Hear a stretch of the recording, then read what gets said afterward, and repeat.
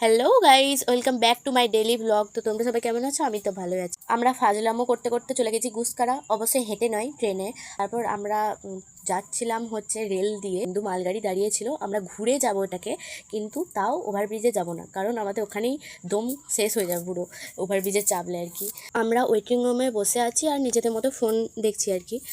আর এক ভদ্রলোক এমনভাবে বসে আছে আর সবাই ওনাকে দেখে হাসাহাসি করছে। আমরা প্রথমে বুঝতে পারিনি, আমাদের পাশে বসে আছে, কিন্তু তাও আমরা বুঝতে পারিনি, ফোন দেখছিলাম আর কি। তো তারপর সবাই হাসাহাসি করছে দেখে আমরা তাকাই। তো যাই হোক, তারপর এসব দেখতে দেখতে আমি আলু ভাজা আর লুচি খেয়ে নিই, আর তিসা খেয়ে নেয় ঝালমুড়ি। তারপর আমরা ট্রেনটা যেহেতু পেয়ে যাই, আমরা যে ট্রেনটায় বাড়ি যাই তার আগে ট্রেনটা পেয়ে যাই, ওই জন্য আমরা চলে এলাম। আর কিন্তু বোন পাশে আমরা একটু বসে গল্প করছিলাম আর কি। তো তারপর বাড়িতে এসে আমাকে আজকে রান্না করতে হয়নি, তার কারণ হচ্ছে দিদি বললো হচ্ছে রান্না করতে হবে না, খেয়ে নিবি। আর আজকে দিদি রান্না করেছিল আলু পোস্ত, বিউলির ডাল, মোচার তরকারি, আলু ভাতে আর কলমি শাক ছিল ভাজা। তো তারপর আমার বিকেলে টিউশন ছিল, একটু রেস্ট নিয়ে টিউশন চলে গেছি। রেল গেট পড়েছিল আর গিয়ে দেখছি স্যার চলে এসছে, তারপর ছুটে ছুটে ঢুকে পড়েছি।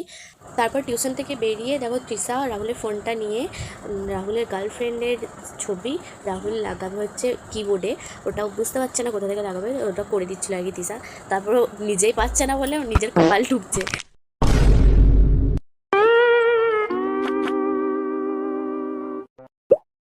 তো যাই হোক, আজকের মতো এটুকুই, আবার নেক্সট ভিডিওয়ে দেখা হচ্ছে, টাটা।